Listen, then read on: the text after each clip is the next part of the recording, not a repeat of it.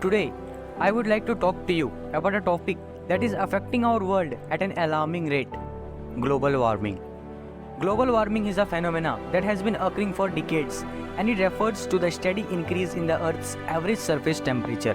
This increase is largely due to the human activities such as the burning of fossil fuels, deforestation, and industrial process. The consequences of global warming are far-reaching and dire. They include rising sea levels, melting glaciers, extreme weather events, droughts, and wildfires, to name a few. These effects are not just confined to a particular region or country, they are happening all over the world.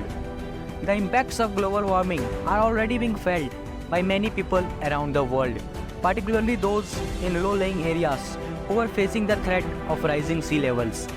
The displacement of people due to the loss of their homes and communities is a serious issue that needs to be addressed urgently. The good news is that there are many things we can do to mitigate the effects of global warming. One of the most important things is to reduce our carbon footprint. This means reducing our use of fossil fuels and embracing renewable sources of energy, such as solar and wind power.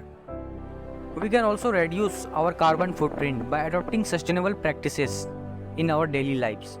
This includes reducing our use of single-use plastics, recycling, and eating a plant-based diet. Governments and businesses also have a crucial role to play in addressing global warming. Governments can implement policies that promote sustainable practices, such as renewable energy and sustainable agriculture. Businesses can also adopt sustainable practices and reduce their carbon footprint.